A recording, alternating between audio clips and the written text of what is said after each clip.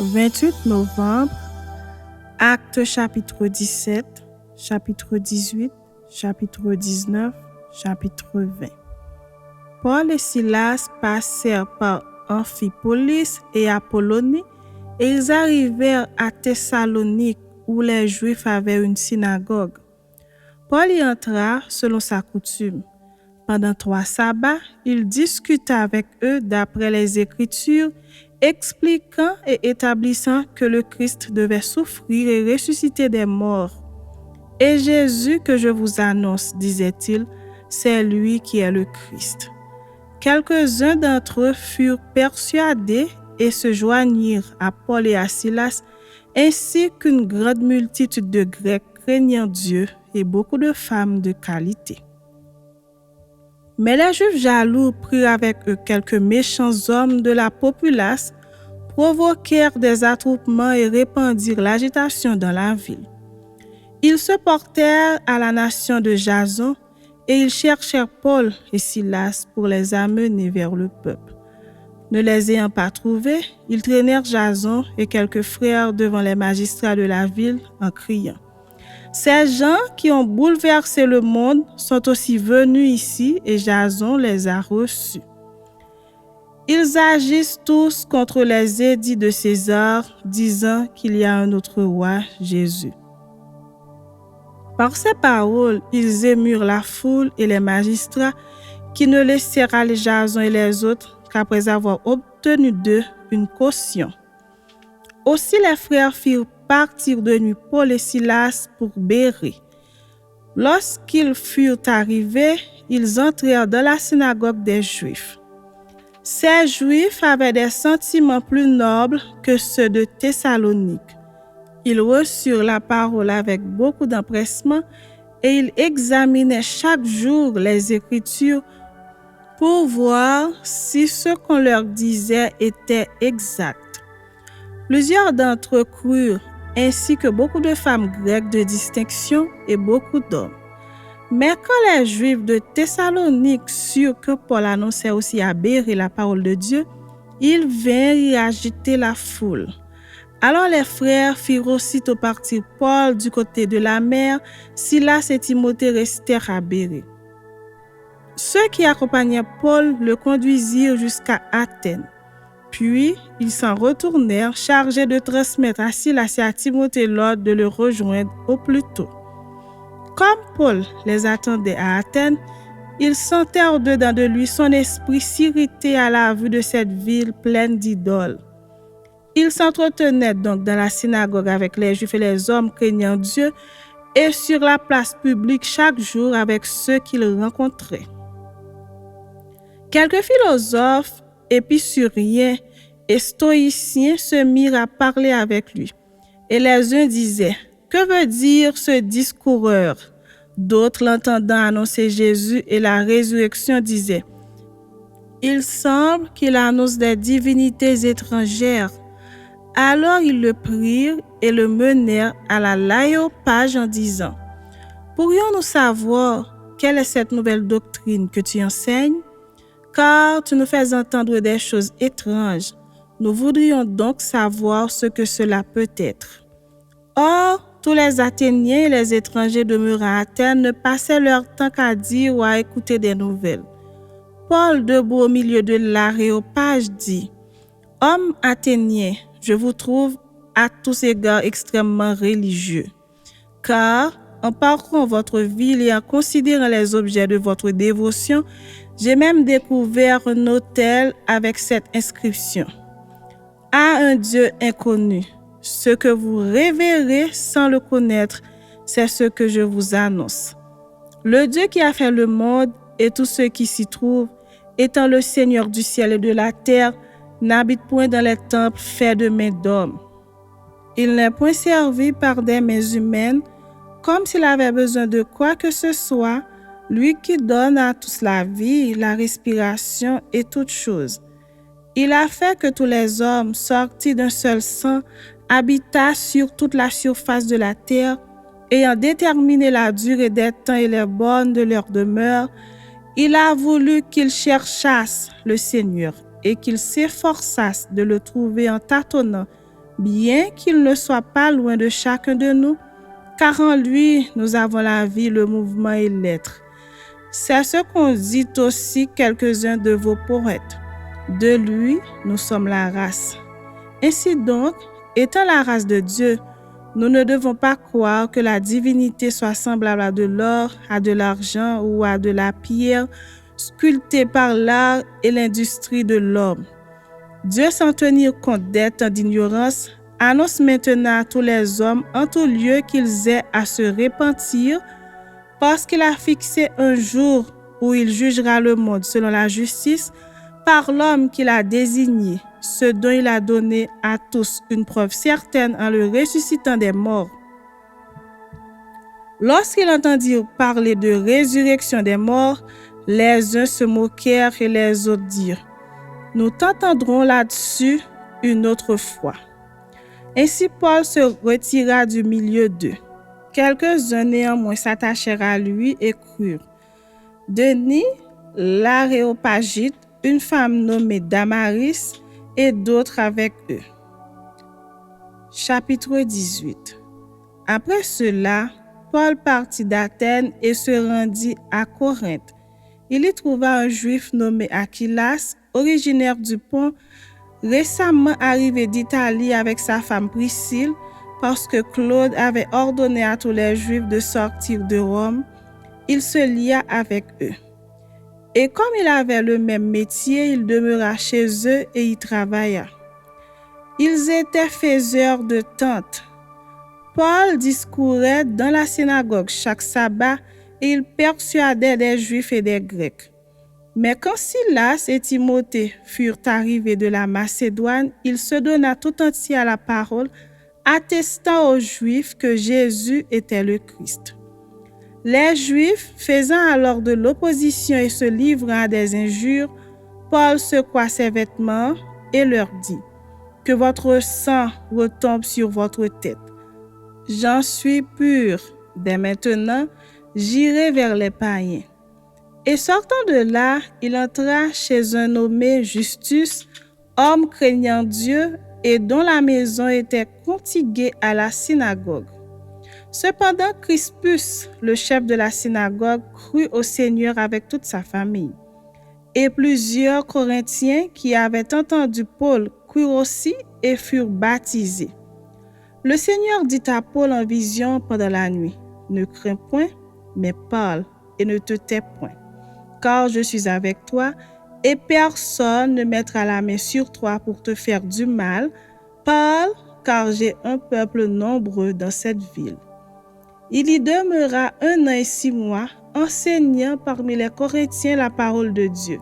Du temps que Galion était proconsul de l'Achaïe, les Juifs se soulevèrent unanimement contre Paul et le menèrent devant le tribunal en disant: « Cet homme excite les gens à servir Dieu d'une manière contraire à la loi. » Paul allait ouvrir la bouche lorsque Galion dit aux Juifs: « S'il s'agissait de quelque injustice ou de quelque méchante action, je vous écouterai comme de raison aux Juifs.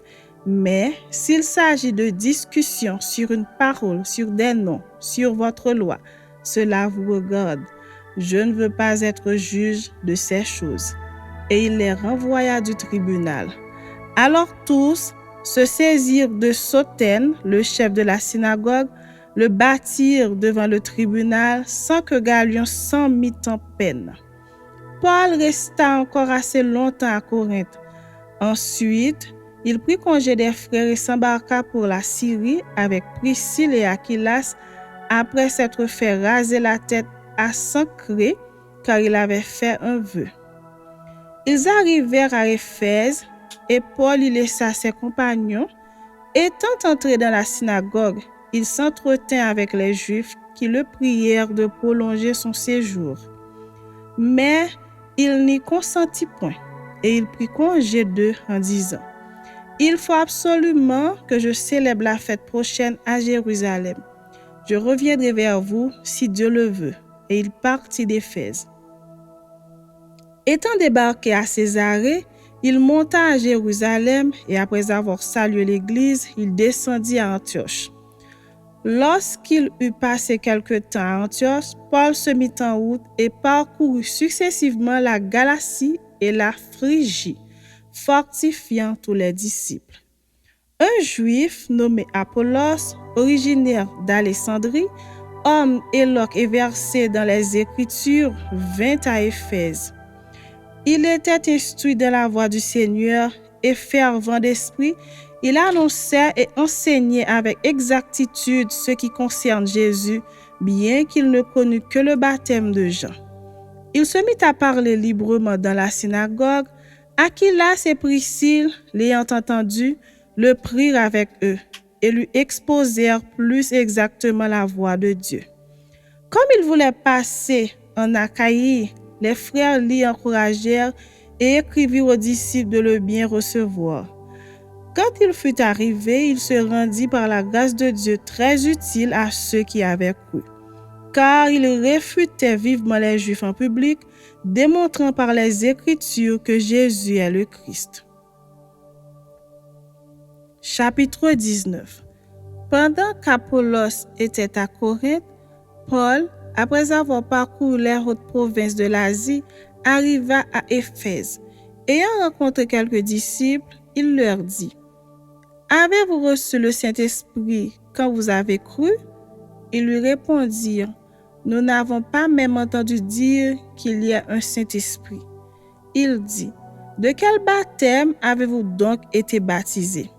Et ils répondirent: « Du baptême de Jean. » Alors Paul dit: « Jean a baptisé du baptême de repentance, disant au peuple de croire en celui qui venait après lui, c'est-à-dire en Jésus. » Sur ces paroles, ils furent baptisés au nom du Seigneur Jésus.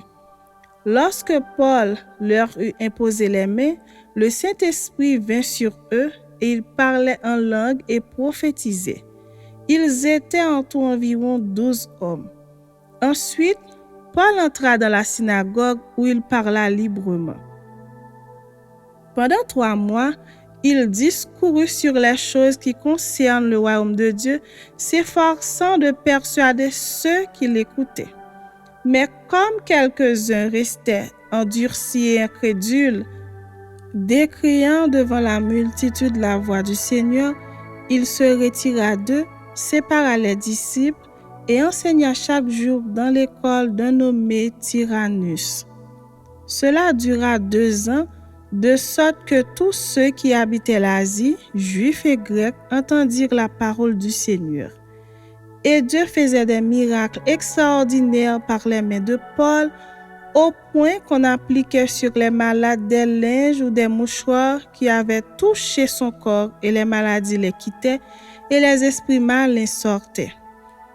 Quelques exorcites juifs ambulants essayèrent d'invoquer sur ceux qui avaient des esprits malins le nom du Seigneur Jésus en disant: « Je vous conjure par Jésus que Paul prêche. » Ceux qui faisaient cela étaient 7 fils de Cépha, juifs, l'un des principaux sacrificateurs. L'esprit malin leur répondit: « Je connais Jésus et je sais qui est Paul. Mais vous, qui êtes-vous » Et l'homme dans lequel était l'esprit malin s'élança sur eux, se rendit maître de tous deux, et les maltraita de telle sorte qu'ils s'enfuirent de cette maison nue et blessés. Cela fut connu de tous les Juifs et de tous les Grecs qui demeuraient à Éphèse, et la crainte s'empara de tous. Et le nom du Seigneur Jésus était glorifié. Plusieurs de ceux qui avaient cru venaient confesser et déclarer ce qu'ils avaient cru. Et un certain nombre de ceux qui avaient exercé les arts magiques, ayant apporté leurs livres, les brûlèrent devant tout le monde. On en estima la valeur à 50 000 pièces d'argent. C'est ainsi que la parole du Seigneur croissait en puissance et en force. Après que ces choses se furent passées, Paul forma le projet d'aller à Jérusalem en traversant la Macédoine et l'Achaïe. Quand j'aurai été là, se disait-il, il faut aussi que je voie Rome. Il envoya en Macédoine 2 de ses aides, Timothée et Éraste, et il resta lui-même quelque temps encore en Asie. Il survint à cette époque un grand trouble au sujet de la voix du Seigneur. Un nommé Démétrius, orfèvre, fabriquait en argent des temples de Diane et procurait à ses ouvriers un gain considérable. Il les rassembla avec ceux du même métier et dit: Ô hommes, vous savez que notre bien-être dépend de cette industrie. Et vous voyez et entendez que, non seulement à Éphèse, mais dans presque toute l'Asie, ce Paul a persuadé et détourné une foule de gens en disant que les dieux faits de main d'homme ne sont pas des dieux. Le danger qui en résulte, ce n'est pas seulement que notre industrie ne tombe en discrédit, c'est encore que le temple de la grande déesse Diane ne soit tenu pour rien, et même que la majesté de celle qui est révérée dans toute l'Asie et dans le monde entier ne soit réduite à néant. Ces paroles les ayant remplies de colère, ils se mirent à crier: Grande est la Diane des Éphésiens. Toute la ville fut dans la confusion. Ils se précipitèrent tous ensemble au théâtre, entraînant avec eux Gaius et Aristarque, macédoniens, compagnons de voyage de Paul. Paul voulait se présenter devant le peuple, mais les disciples l'en empêchèrent. Quelques-uns même des Asiaques, qui étaient ses amis, envoyèrent vers lui pour l'engager à ne pas se rendre au théâtre. Les uns criaient d'une manière, les autres d'une autre, car le désordre régnait dans l'assemblée et la plupart ne savaient pas pourquoi ils s'étaient réunis. Alors on fit sortir de la foule Alexandre que les Juifs poussaient en avant, et Alexandre, faisant signe de la main, voulait parler au peuple. Mais quand ils reconnurent qu'il était juif, tous d'une seule voix crièrent pendant près de 2 heures: Grande est la Diane des Éphésiens. Cependant le secrétaire, ayant apaisé la foule, dit: Hommes éphésiens, quel est celui qui ignore que la ville d'Éphèse est la gardienne du temple de la grande Diane et de son simulacre tombé du ciel? Cela étant incontestable, vous devez vous calmer et ne rien faire avec précipitation, car vous avez amené ces hommes qui ne sont coupables ni de sacrilège, ni de blasphème envers notre déesse. Si donc Démétrius et ses ouvriers ont à se plaindre de quelqu'un, il y a des jours d'audience et des proconsuls, qu'ils s'appellent en justice les uns les autres. Et si vous avez en vue d'autres objets, ils se régleront dans une assemblée légale. Nous risquons en effet d'être accusés de sédition pour ce qui s'est passé aujourd'hui, puisqu'il n'existe aucun motif qui nous permette de justifier cet attroupement. Après ces paroles, il congédia l'assemblée. Chapitre 20. Lorsque le tumulte eut cessé, Paul réunit les disciples et après les avoir exhortés, prit congé d'eux et partit pour aller en Macédoine. Il parcourut cette contrée en adressant aux disciples de nombreuses exhortations. Puis il se rendit en Grèce où il séjourna 3 mois. Il était sur le point de s'embarquer pour la Syrie quand les Juifs lui dressèrent des embûches. Alors il se décida à reprendre la route de la Macédoine. Il avait pour l'accompagner jusqu'en Asie Sopater de Bérée, fils de Pyrrhus, Aristarque et second de Thessalonique, Gaius de Derbe, Timothée ainsi que Tychique et Trophime, originaires d'Asie. Ceux-ci prirent les devants et nous attendirent à Troas. Pour nous, après les jours des pains sans levain, nous nous embarquâmes à Philippe et au bout de 5 jours, nous les rejoignîmes à Troas où nous passâmes 7 jours. Le premier jour de la semaine, nous étions réunis pour rompre le pain. Paul, qui devait partir le lendemain, s'entretenait avec les disciples et il prolongea son discours jusqu'à minuit. Il y avait beaucoup de lampes dans la chambre haute où nous étions assemblés. Or, un jeune homme nommé Eutychus, qui était assis sur la fenêtre, s'endormit profondément pendant le long discours de Paul. Entraîné par le sommeil, il tomba du 3e étage en bas et il fut relevé mort. Mais Paul, étant descendu, se pencha sur lui et le prit dans ses bras en disant : « Ne vous troublez pas, car son âme est en lui. » Quand il fut remonté, il rompit le pain et mangea, et il parla longtemps encore jusqu'au jour, après quoi il partit. Le jeune homme fut ramené vivant, et ce fut le sujet d'une grande consolation. Pour nous, nous précédâmes Paul sur le navire et nous fîmes voile pour Assos, où nous avions convenu de le reprendre parce qu'il devait faire la route à pied.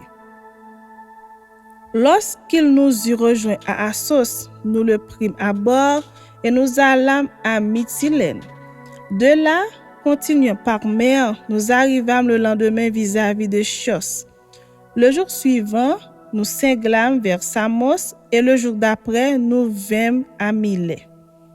Paul avait résolu de passer devant Éphèse sans s'y arrêter, afin de ne pas perdre de temps en Asie, car il se hâtait pour se trouver, si cela lui était possible, à Jérusalem le jour de la Pentecôte. Cependant, de Milet, Paul envoya chercher à Éphèse les anciens de l'Église. Lorsqu'ils furent arrivés vers lui, il leur dit : « Vous savez de quelle manière, depuis le premier jour où je suis entré en Asie, je me suis sans cesse conduit avec vous, servant le Seigneur en toute humilité avec larmes et au milieu des épreuves que me suscitaient les embûches des Juifs. Vous savez que je n'ai rien caché de ce qui vous était utile et que je n'ai pas craint de vous prêcher, de vous enseigner publiquement et dans les maisons, annonçant aux Juifs et aux Grecs la repentance envers Dieu et la foi en notre Seigneur Jésus-Christ. Et maintenant voici, lié par l'Esprit, je vais à Jérusalem, ne sachant pas ce qui m'y arrivera. Seulement de ville en ville, l'Esprit Saint m'avertit que des liens et des tribulations m'attendent. Mais je ne fais pour moi-même aucun cas de ma vie, comme si elle m'était précieuse, pourvu que j'accomplisse ma course avec joie et le ministère que j'ai reçu du Seigneur Jésus d'annoncer la bonne nouvelle de la grâce de Dieu. Et maintenant voici, je sais que vous ne verrez plus mon visage, vous tous au milieu desquels j'ai passé en prêchant le royaume de Dieu. C'est pourquoi je vous déclare aujourd'hui que je suis pur du sang de vous tous, car je vous ai annoncé tout le conseil de Dieu sans en rien cacher. Prenez donc garde à vous-même et à tout le troupeau sur lequel le Saint-Esprit vous a établi évêque pour paître l'Église du Seigneur qu'il s'est acquise par son propre sang. Je sais qu'il s'introduira parmi vous, après mon départ, des loups cruels qui n'épargneront pas le troupeau et qu'il s'élèvera du milieu de vous des hommes qui enseigneront des choses pernicieuses pour entraîner les disciples après eux. Veillez donc, vous souvenant que, durant 3 années, je n'ai cessé nuit et jour d'exhorter avec larmes chacun de vous. Et maintenant, je vous recommande à Dieu et à la parole de sa grâce, à celui qui peut édifier et donner l'héritage avec tous les sanctifiés. Je n'ai désiré ni l'argent, ni l'or, ni les vêtements de personne. Vous savez vous-même que ces mains ont pourvu à mes besoins et à ceux des personnes qui étaient avec moi. Je vous ai montré de toute manière que c'est en travaillant ainsi qu'il faut soutenir les faibles et se rappeler les paroles du Seigneur qui a dit lui-même : « Il y a plus de bonheur à donner qu'à recevoir. » Après avoir ainsi parlé, il se mit à genoux et il pria avec eux tous. Et tous fondirent en larmes et se jetèrent au cou de Paul. Il l'embrassait, affligé surtout de ce qu'il avait dit qu'il ne verrait plus son visage, et ils l'accompagnèrent jusqu'au navire.